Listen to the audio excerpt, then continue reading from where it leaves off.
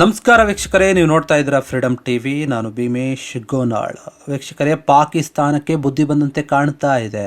ಯಾಕೋ ಈಗ ನಮ್ಮ ಭಗವದ್ಗೀತೆಯ ಸಂಸ್ಕೃತವನ್ನು ಕಲಿಯೋಕ್ಕೆ ಮುಂದಾಗ್ತಾ ಇದೆ. ಹೌದು, ನಿಜಕ್ಕೂ ಕೂಡ ಇದು ಆಶ್ಚರ್ಯ ಆದರೂ ಕೂಡ ನಿಜ. ಯಾಕಂದರೆ ಪಾಕಿಸ್ತಾನ ಈಗ ಭಗವದ್ಗೀತೆಯನ್ನು ಓದ್ತಾ ಇದೆ, ಸಂಸ್ಕೃತವನ್ನು ಕಲಿತಾ ಇದೆ, ಈ ರೀತಿಯಾದಂಥ ಒಂದು ಚಿಂತನೆಯನ್ನು ಮಾಡ್ತಾ ಇದೆ. ಹಾಗಾದರೆ ಪಾಕಿಸ್ತಾನ ಭಗವದ್ಗೀತೆಯನ್ನು ಓದ್ತಾ ಇರೋದು ಯಾಕೆ, ಸಂಸ್ಕೃತವನ್ನು ಕಲಿತಾ ಇರೋದು ಯಾಕೆ, ಈ ರೀತಿಯಾದಂಥ ಒಂದು ವಿಚಾರಗಳನ್ನು ಇವತ್ತು ಎಲ್ಲವನ್ನು ಕೂಡ ತಿಳ್ಕೊಳ್ತಾ ಹೋಗೋಣ.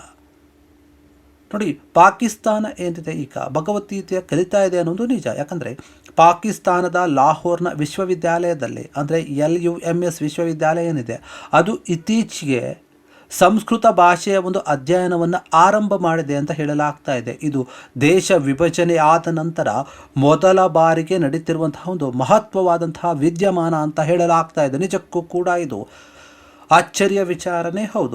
ಇಲ್ಲಿನ ವಿದ್ಯಾರ್ಥಿಗಳಿಗೆ ಮಹಾಭಾರತದ ಶ್ಲೋಕಗಳು, ಅದರ ಜೊತೆಗೆ ಭಗವದ್ಗೀತೆಯ ಭಾಗಗಳ ಜೊತೆಗೆ ಭಾರತೀಯ ಒಂದು ಸಂಸ್ಕೃತಿಯ ಬಗ್ಗೆ ಮತ್ತು ಮಹಾಭಾರತದ ಒಂದು TV ಸರಣಿಯ ಜನಪ್ರಿಯ ಉರ್ದು ಗೀತೆಯಾಗಿರುವಂತಹ ಹೇ ಕಥಾ ಸಂಗ್ರಾಮಕ್ಕೆ ಎನ್ನುವಂತಹ ಒಂದು ಹಾಡೇನಿದೆ, ಅದನ್ನು ಕೂಡ ಪರಿಚಯಿಸಲಾಗ್ತಾ ಇದೆ ಅಂತ ಹೇಳಲಾಗ್ತಾ ಇದೆ. ಇದು 3 ತಿಂಗಳ ಒಂದು ಕಾರ್ಯಾಗಾರಕ್ಕೆ ಸಿಕ್ಕಂತಹ ಒಂದು ಅದ್ಭುತ ಪ್ರತಿಕ್ರಿಯೆ ಆಗಿದೆ. ಹೀಗಾಗಿ ಈ ಒಂದು ಕೋರ್ಸನ್ನು ಅಥವಾ ಅಧ್ಯಯನವನ್ನು ಈಗ ಒಂದು ಪೂರ್ಣ ಪ್ರಮಾಣದ ವಿಶ್ವವಿದ್ಯಾಲಯದ ಕೋರ್ಸನ್ನಾಗಿ ರೂಪುಗೊಳಿಸೋಕೆ ಎಲ್ಲ ರೀತಿಯಾದಂತಹ ಒಂದು ಸಿದ್ಧತೆಯನ್ನು ಮಾಡಿಕೊಳ್ತಾ ಇದೆ. ಈ ಸಿದ್ಧತೆ 2027ರವರೆಗೆ ಈ ಒಂದು ಕೋರ್ಸು ಬರಬಹುದು ಅಂತ ಹೇಳಲಾಗ್ತಾ ಇದೆ, ವಿಸ್ತರಣೆ ಮಾಡಬಹುದು ಅಂತ ಹೇಳಲಾಗ್ತಾ ಇದೆ. ನಿಜಕ್ಕೂ ಕೂಡ ಪಾಕಿಸ್ತಾನ ಈಗ ಮಹಾಭಾರತದ ಮತ್ತು ಭಗವದ್ಗೀತೆಯ ಶ್ಲೋಕಗಳನ್ನು ಕಲಿಯೋಕೆ, ಗೀತೆಗಳನ್ನು ಕಲಿಯೋಕೆ ಮುಂದಾಗ್ತಾ ಇದೆ. ಅದಕ್ಕೆ ಪ್ರೇರಣೆ ಆಗ್ತಾ ಇದೆ ನಮ್ಮ ಭಾರತ ಕೂಡ. ಈ ಸಂಸ್ಕೃತ ಪುನರುಜ್ಜೀವನಕ್ಕೆ ಏನಾಗ್ತಾ ಇದೆ ಅಂತಂದರೆ, ಪ್ರೊಫೆಸರ್ ಆಗಿರುವಂತಹ ಶಾಹಿದ್ ರಶೀದ್ ಅವರೇ ಮುಖ್ಯ ಕಾರಣ ಅಂತ ಹೇಳಲಾಗ್ತಾ ಇದೆ. ಅವರು ಫಾರ್ಮನ್ ಕ್ರಿಶ್ಚಿಯನ್ ಕಾಲೇಜಿನಲ್ಲಿ ಸಮಾಜಶಾಸ್ತ್ರ ಬೋಧನೆ ಮಾಡ್ತಾರೆ. ಈ ಹೆಜ್ಜೆಯನ್ನು ಅವರ ಒಂದು ಸಣ್ಣ ಹೆಜ್ಜೆ ಅಂದರೆ ಮಹತ್ವದ ಹೆಜ್ಜೆ ಅಂತ ಕೂಡ ಕರೆದಿದ್ದಾರೆ. ಯಾಕಂದರೆ ಈಗ ನಾವು ಕಲಿತಾ ಇದ್ವಿ ಅಂತ ಹೇಳಿ.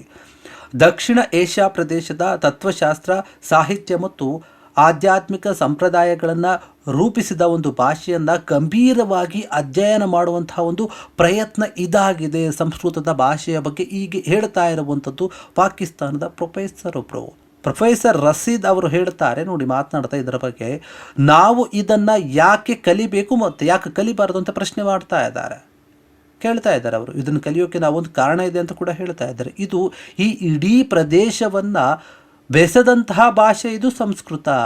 ಪಾಣಿನಿ ಏನಿದ್ದಾರೆ, ಪಾಣಿನಿಯ ಒಂದು ಗ್ರಾಮ ಇಲ್ಲಿತ್ತು. ಆ ಗ್ರಾಮದಲ್ಲಿ ಸಿಂಧೂ ಕಣಿವೆಯ ಒಂದು ಕಾಲದಲ್ಲಿ ಇಲ್ಲಿ ಬಹಳಷ್ಟು ಬದಲಾವಣೆಗಳಾಗಿವೆ. ನಾವು ಇದನ್ನು ಸ್ವೀಕರಿಸಲೇಬೇಕು ಅಂತ ಹೇಳ್ತಾರೆ. ಇದು ನಮ್ಮದೂ ಕೂಡ.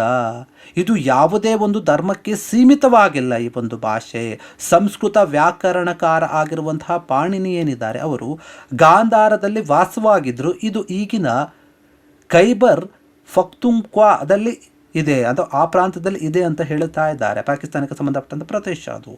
ಆರಂಭದಲ್ಲಿ ವಿದ್ಯಾರ್ಥಿಗಳಿಗೆ ಸಂಸ್ಕೃತ ಕಠಿಣವಾಗಿತ್ತು ಅಂತ ಹೇಳ್ತಾ ಇದ್ದಾರೆ. ಆದರೆ ಶೀಘ್ರದಲ್ಲಿನೇ ಅವರು ಅದಕ್ಕೆ ಒಗ್ಗೂಡಿಕೊಂಡ್ರು, ಅಂದರೆ ಹೊಂದಿಕೊಂಡ್ಬಿಟ್ರು ಅಂತ ಪ್ರೊಫೆಸರ್ ಇದರ ಬಗ್ಗೆ ಹೇಳ್ತಾ ಇದ್ದಾರೆ. ಪ್ರೊಫೆಸರ್ ರಶೀದ್ ಅವರು ತಮ್ಮ ಮೊದಲ ವಾರದ ಬೋಧನೆಯ ಅನುಭವವನ್ನು ಹಂಚಿಕೊಂಡಿದ್ದಾರೆ.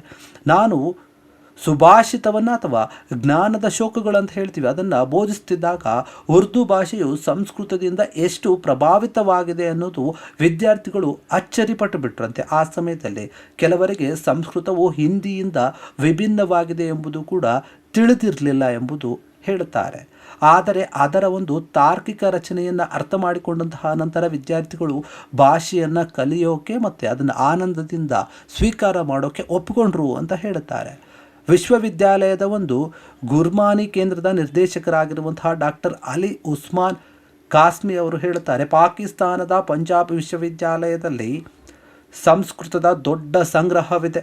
ಆದರೆ ದಶಕಗಳಿಂದ ವಿದ್ವಾಂಸರು ಅದನ್ನು ಹೆಚ್ಚಾಗಿ ಅಧ್ಯಯನ ಮಾಡಿರಲಿಲ್ಲ ಅಂತ ಕೂಡ ಹೇಳಿಕೆ ಕೊಟ್ಟಿದ್ದಾರೆ. ಆದರೆ ಈಗ ಪರಿಸ್ಥಿತಿ ಬದಲಾಗಿ ಹೋಗ್ತಾ ಇದೆ.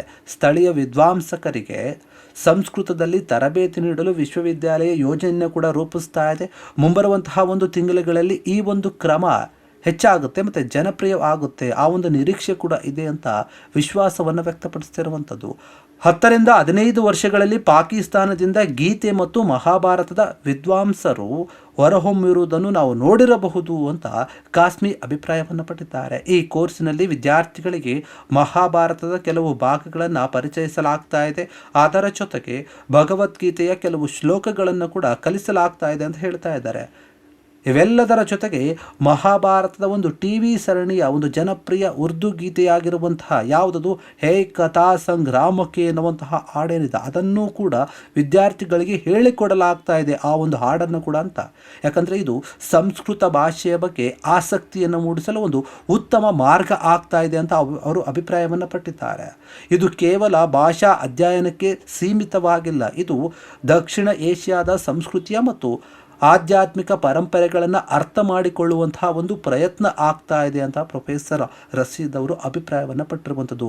ಸಂಸ್ಕೃತವು ಈ ಪ್ರದೇಶದ ಅನೇಕ ಭಾಷೆಗಳ ಮೇಲೆ ಪ್ರಭಾವ ಬೀರಿದೆ. ಉರ್ದು ಭಾಷೆಯಲ್ಲೂ ಕೂಡ ಸಂಸ್ಕೃತದ ಅನೇಕ ಪದಗಳನ್ನು ಕೂಡ ನಾವು ಬಳಕೆ ಮಾಡ್ತೀವಿ, ಬಳಕೆಯಲ್ಲಿದೆ.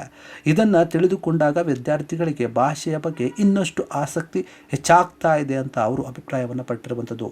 ಪಾಕಿಸ್ತಾನದಲ್ಲಿ ಸಂಸ್ಕೃತದ ಅಧ್ಯಯನವನ್ನು ಪುನರುಜ್ಜೀವನಗೊಳಿಸುವಂತಹ ಈ ಪ್ರಯತ್ನ ಏನಿದೆ ನಿಜಕ್ಕೂ ಕೂಡ ಶ್ಲಾಘನೀಯ ಅಂತ ಹೇಳಲಾಗ್ತಾ ಇದೆ. ಇದು ದೇಶಗಳ ನಡುವಿನ ಸಾಂಸ್ಕೃತಿಕ ಸಂಬಂಧವನ್ನು ಬಲಪಡಿಸೋಕೆ ಸಹಾಯ ಮಾಡುತ್ತೆ. ಅದಲ್ಲದೆ ಇತಿಹಾಸ ಜ್ಞಾನವನ್ನು ಮುಂದಿನ ಒಂದು ಪೀಳಿಗೆಗಳಿಗೆ ತಲುಪಿಸೋಕೆ ಒಂದು ಪ್ರಮುಖ ಪಾತ್ರವನ್ನು ವಹಿಸುತ್ತೆ ಅಂತ ಹೇಳಲಾಗ್ತಾ ಇದೆ. ಇದು ಯಶಸ್ವಿಯಾಗಿ ಮುಂದುವರೆದು ಪಾಕಿಸ್ತಾನದಿಂದ ಸಂಸ್ಕೃತ ವಿದ್ವಾಂಸರು ಹೊರಹೊಮ್ಮುವ ಒಂದು ದಿನಗಳು ನಿರೀಕ್ಷೆಯಲ್ಲಿದೆ. ನಿಜಕ್ಕೂ ಕೂಡ ಪಾಕಿಸ್ತಾನ ಈ ರೀತಿಯಾದಂತಹ ಒಂದು ನಿರ್ಧಾರವನ್ನು ತೆಗೆದುಕೊಂಡಿರೋದು, ಅದರಲ್ಲಿಯೂ ಕೂಡ ಭಗವದ್ಗೀತೆಯ ಬಗ್ಗೆ, ಮಹಾಭಾರತದ ಬಗ್ಗೆ ತಿಳಿದುಕೊಳ್ತಾ ಇರುವಂಥದ್ದು, ಶ್ಲೋಕವನ್ನು ಓದ್ತಾ ಇರುವಂಥದ್ದು, ಇದು ಖುಷಿ ಪಡುವಂತಹ ವಿಚಾರ. ಇದರಿಂದ ಪಾಕಿಸ್ತಾನ ಜನರಿಗೆ ಸತ್ಯಾಂಶ ಏನು, ನಿಜಾಂಶ ಏನು, ಜೀವನದಲ್ಲಿ ನಾವು ಯಾವ ರೀತಿಯಾಗಿ ಬದುಕಬೇಕು, ಅಹಿಂಸೆ ಅಂದರೆ ಏನು, ಯಾಕೆ ನಾವು ಯಾರನ್ನು ಕೂಡ ಹಿಂಸೆ ಮಾಡಬಾರ್ದು, ಯಾಕೆ ವಿಧ್ವಂಸಕ ಕೃತ್ಯಗಳಲ್ಲಿ ನಾವು ತೊಡಗಬಾರ್ದು, ಈ ರೀತಿಯಾದಂತಹ